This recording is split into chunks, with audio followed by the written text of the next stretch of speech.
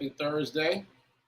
This is the 30th day of June, the last day of my birthday month. I'm sorry to see it go.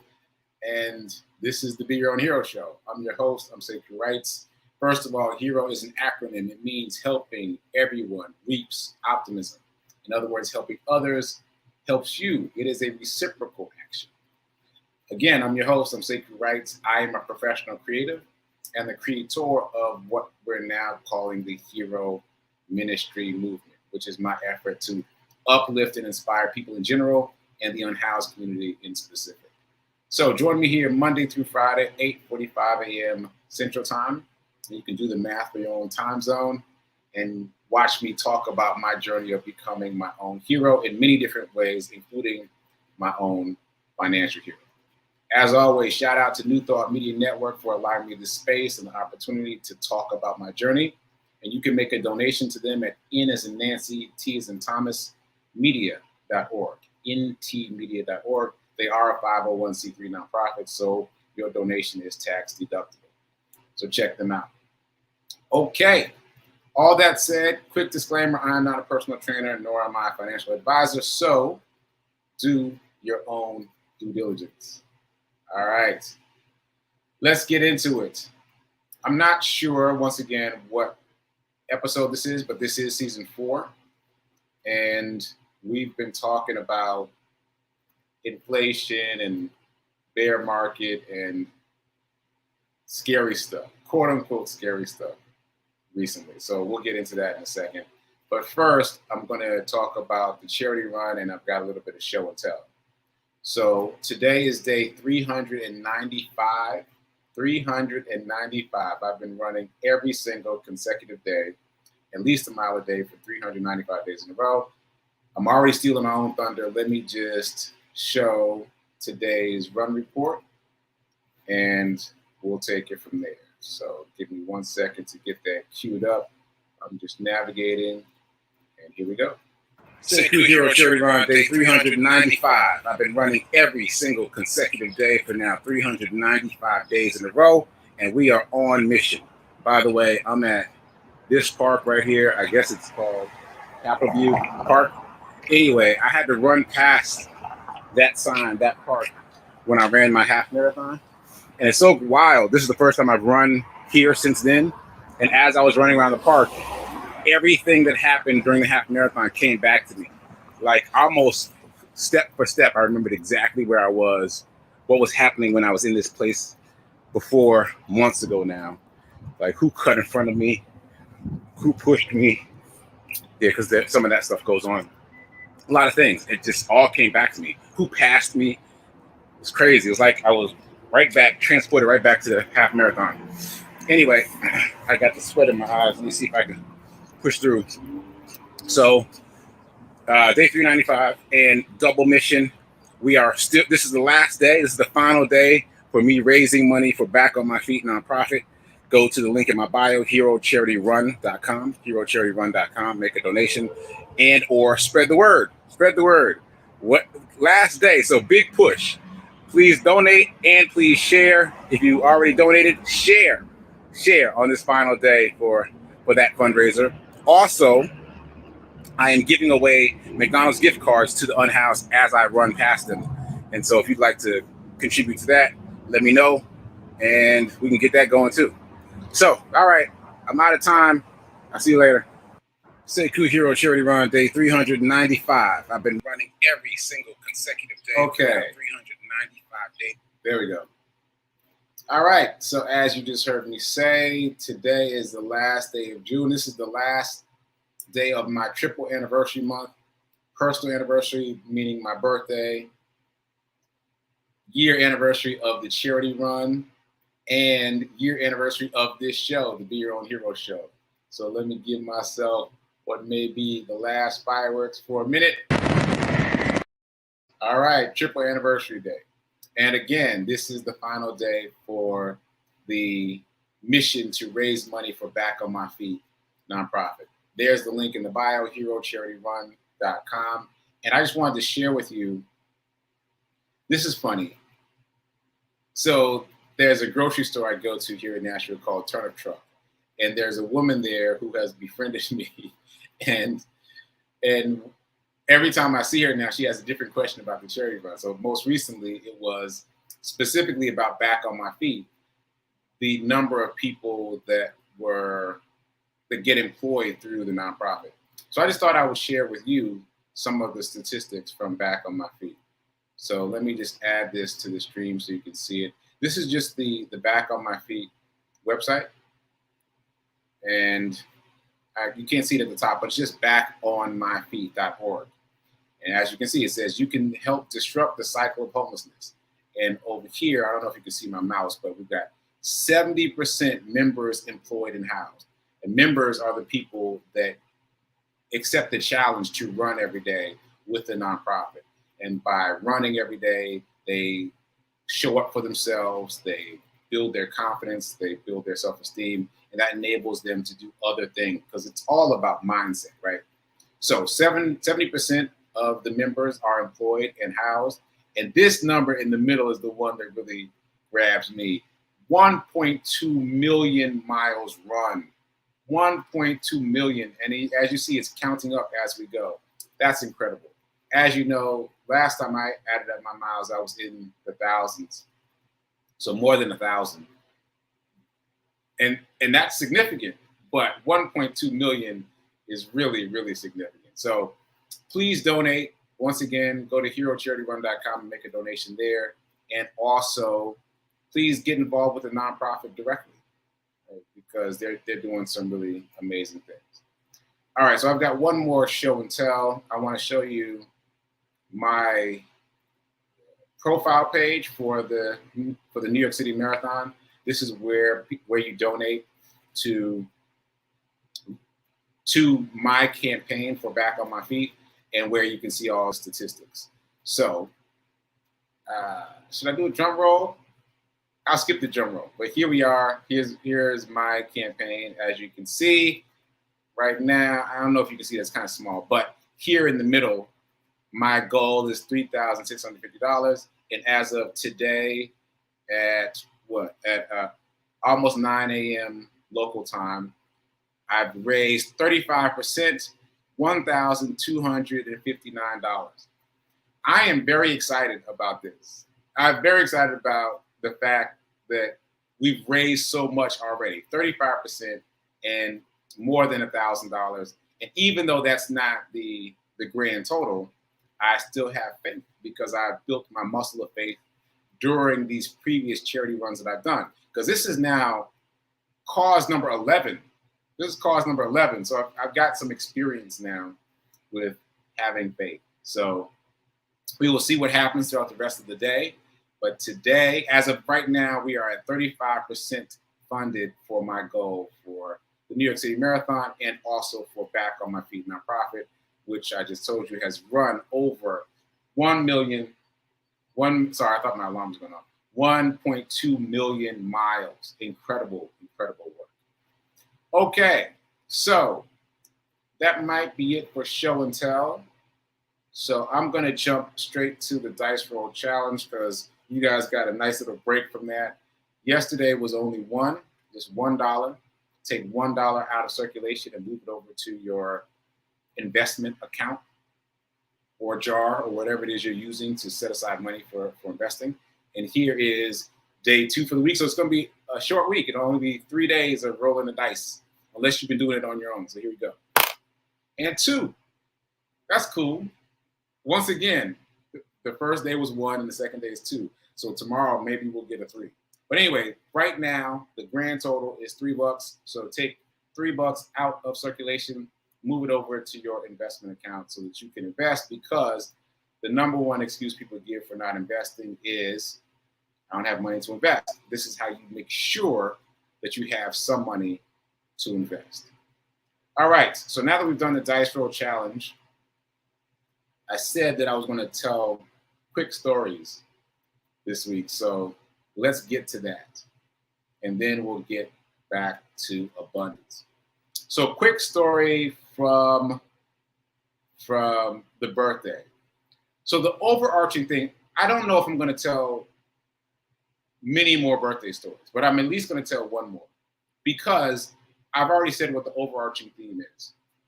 And in case you missed it, expectation leads to disappointment.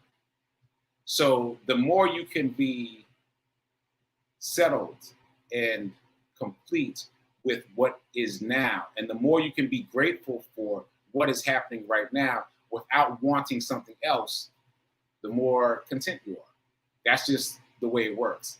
And I shared with you yesterday that I tend to have difficulty around this around my birthday. Usually I'm very good at this, but around my birthday, I tend to have kind of specific, not even specific expectations, just grand expectations. And so this birthday was certainly a reminder in many different ways to be grateful, to find the small things to be grateful for, and let that ground me. So I'm going to tell this story in relationship to that.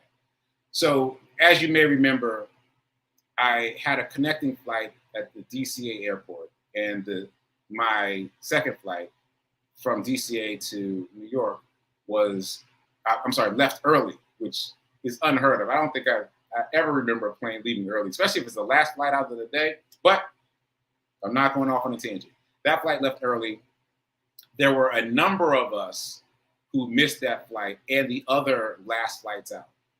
And so there were a number of us grouped together at the help desk trying to get help. And so they created a program for all of us. They gave us a food voucher for food in the airport. Of course, all the restaurants were closed because it was, that was the last flight out. But for the next day, here's a food voucher, here's a one-way taxi voucher, and here's another one-way taxi voucher to get you to and from, and here is a hotel voucher. And I guess they have a relationship with this particular hotel. The hotel was described to me by the help desk rep as being a few minutes away. It was not. It was like a half hour away. It was a long ways away. And anyway, there was some confusion about whether or not we would be able to use the other one-way taxi ticket to get back to the hotel. Because apparently, once we got to the hotel, there's no guarantee that the taxi you get will accept the voucher to get back to the hotel. So I just was like, never mind. I would just catch an Uber and not worry about it. I'll just take the hit. Anyway, during this process, all of us are doing the same thing. This whole group of people, we're all doing the same thing. We're all getting the same vouchers. We're all in the taxi line. We're all we all meet up in the lobby of the same hotel where we're trying to get a room, and the people are not being very helpful who work at the hotel. It's all the things. So we develop a camaraderie, some of us more than others. But I kind of fell in with Zoe and her mom. Zoe is about 5. She was a bright light of energy. And what struck me most about her is that she was so unbothered. And of course she would be, right? She's 5. Like, she has no real concept of the inconvenience of what's happening now. But she is having a ball. First, she's playing in the airport, right when we all missed our flight, she's playing, creating games. Then she's on her video game, and then at the hotel, she's, exploring the lobby. She's having a ball. And then next morning, by the way, I didn't even sleep because it was only, by the time we got to the hotel, it was only a few hours before we had to be back at the airport for the first flight out. So many of us didn't sleep. We just kind of sat in the hotel room for a couple hours. What I did is I worked on a book project of mine. I resisted the urge to work on work, and I chose to work on a book project of mine. So that was fulfilling. But anyway, I didn't go to sleep is my point, and neither did many of the other group. So back at the airport, I get to the airport, and I'm in line to go through security. And you know how you have to show your boarding pass to go through security? Well, mine is on my phone. So I'm pulling up the boarding pass to go through security at the desk, and it vanishes. The boarding pass vanishes. So luckily I had taken a screenshot on my phone. So I showed the screenshot. I was like, what was that about? So I get through security, And I look at my phone again to figure out what's going on. The flight was canceled. The first flight out was canceled. Anyway, I get to the gate and there's Zoe.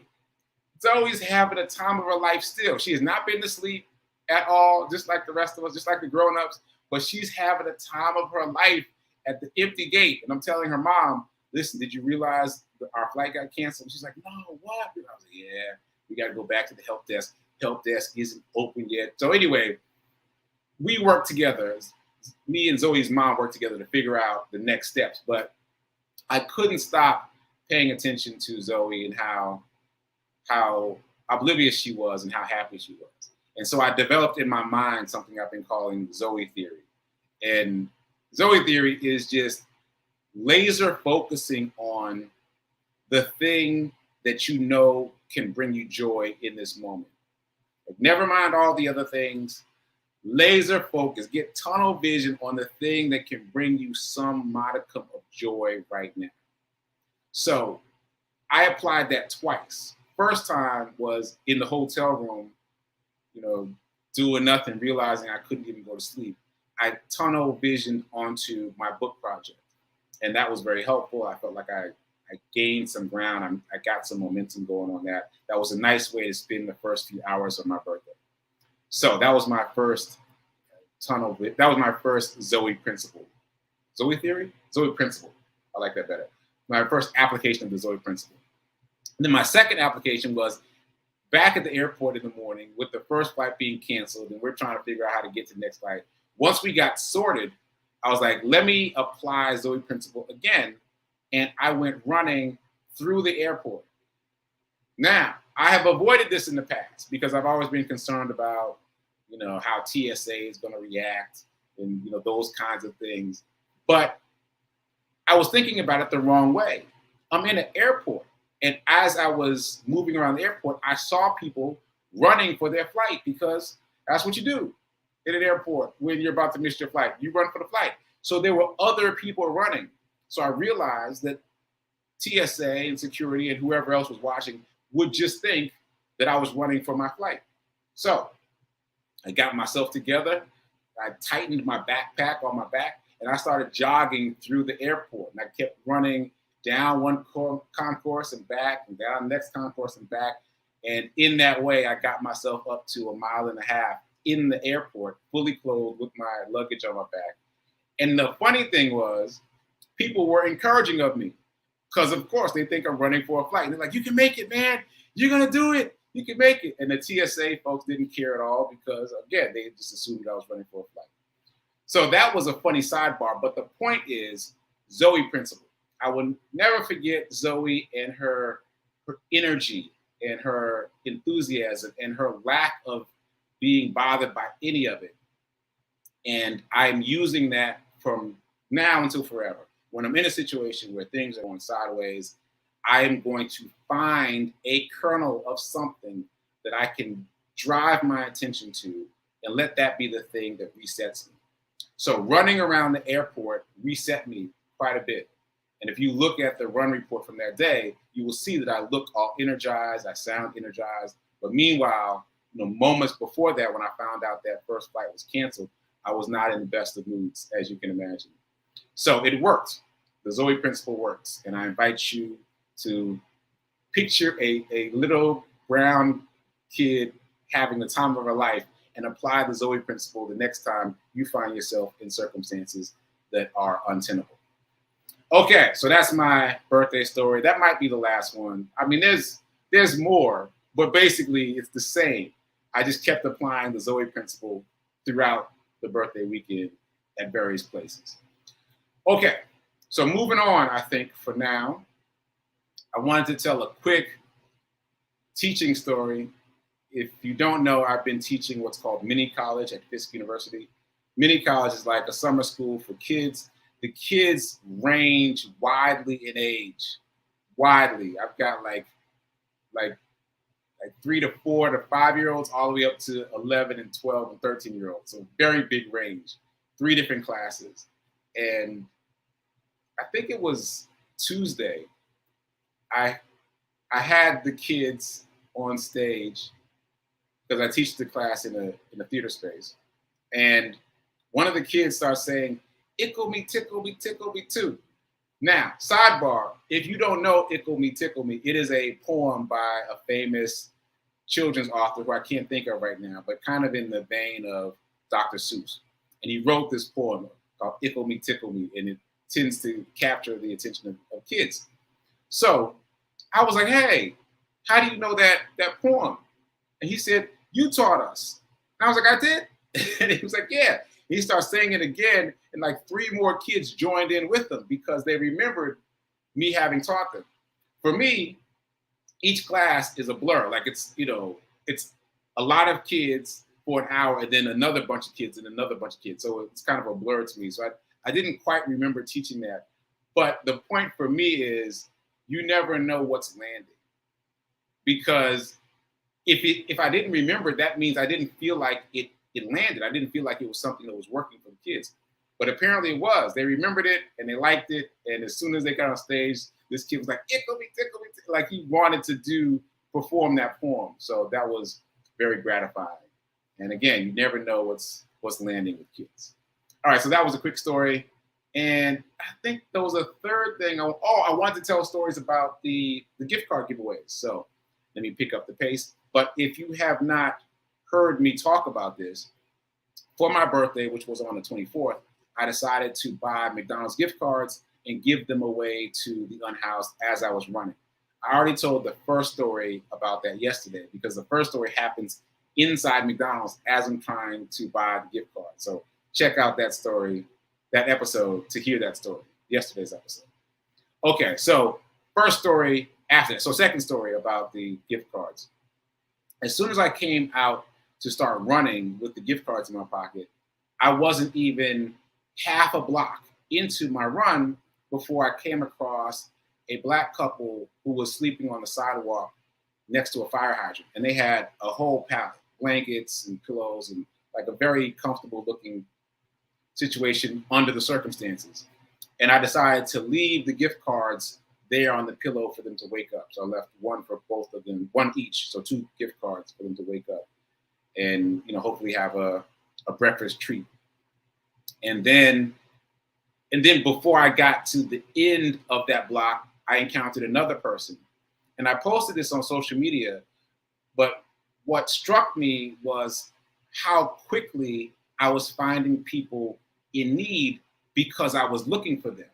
That takes us all the way back to the reticular activating system, which I call the Filterseeker. And when you're looking for it, you find so many people who are in need, as opposed to avoiding them, as opposed to trying not to make eye contact, as opposed to looking away. When you're looking for them, you'll find an abundance of people that need help.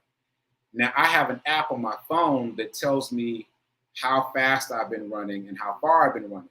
And so when it told me that I had reached half a mile, which took about 5 minutes, by then I had already given out, I'd say 6 gift cards, like in just that short amount of time, just in 5 minutes. So it was amazing to me how quickly I was seeing people in need and interacting with them. So I mentioned the couple who was sleeping by the fire hydrant. And then the next person I encountered was a white woman sitting on a barricade by Port Authority. And I was talking to her, but it was like she was suspicious of me talking to her. And so she was like, she saw me looking at her and she saw me talking to her. And then she looked away. And then she was kind of, "Oh, sorry, my alarm's going off." So she was kind of like cutting her eyes back at me. And then so I held the card up and pointed at it. And that got her attention. And then we had a brief exchange where I was explaining that this is a McDonald's gift card. And she asked me how much was on it. And I told her it was $5. And she thanked me so much. And as I was jogging away, I could hear her yelling after me, "More thank yous." So those are the first 2 interactions with the gift cards. There are many more. I will tell them later because my alarm is going off and we got to get to abundance. Anyway, if you are interested in sending me gift cards for me to continue this effort, let me know and we can get that going. Someone has already done that and I intend to keep doing it as long as you guys are interested. Okay, so moving on to abundance, let's do the affirmation and my reminder, and let's get to it. So, affirmation, where's the affirmation? Here we go. I am so happy and grateful to be a multi-millionaire in every area of my life. Drink that in, hold it.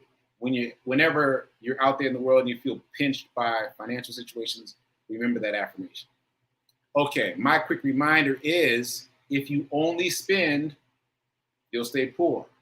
If you only save, you'll stay middle class. And you only get a C in my grading system. If you want to change your financial circumstances and get an A in my letter system, then you must invest. It's not optional. You must invest because investing is the way to beat inflation. You can't outsave inflation, which is what I said yesterday. You can't outsave inflation. And I know all of us have been taught to save. You can't outsave inflation. That money that you're saving is losing value rapidly. You must invest so that you can make enough money to beat inflation. Okay, so that said, I got a little bit of time left. I told too many stories. So with my little bit of time, I'm going to recap something that I heard in a podcast. So I was looking specifically for podcasts about the Roth IRA. And I invite you to do this on your own. Please, please, please do not let this TV show, this hero show, be your only avenue to learning more about money and finance. You've got to learn more. So that said, I Googled a podcast for the Roth IRA. And I want to mention this result. This guy was talking about how he missed contributing the full amount to his Roth IRA. So he had a Roth IRA, but he didn't put the maximum in. So he missed $10,000, right? So there is an annual limit of $6,000. So I don't know how his $10,000 came to be. Like maybe he missed the whole year and then missed some of it the next year. I don't know. But he says that he missed contributing $10,000 into the Roth IRA. And as a result, he did the math. If he had not missed that money, if he had not missed contributing that money to his Roth IRA, that $10,000 would now be worth $88,000. $88,000. And then he projected further out and said that at X date certain in his future, it would be worth $600,000. $10,000 can produce $88,000, which can produce $600,000 all by itself within the bucket of the Roth IRA. Now, the catch is you have to decide what to invest in inside that bucket. But still, those numbers should be exciting to all of us, right? You said this goes back to the idea that you can't outsave inflation, but you can out invest inflation. If your $10,000 becomes $88,000 and becomes over $500,000, then you have you've out invested inflation. And there you go. All right, so I see there's some comments, but I'm already out of time. I'll check the comments out after the show ends. It's time for prayer time right now at 10:15, and then at 10:30 it's time for Sit with Rev Melissa. Until tomorrow, keep doing, be a hero, be your own financial hero, and remember that now is better than perfect in terms of all things, but especially in terms of investing. So go invest today. I'll see you tomorrow.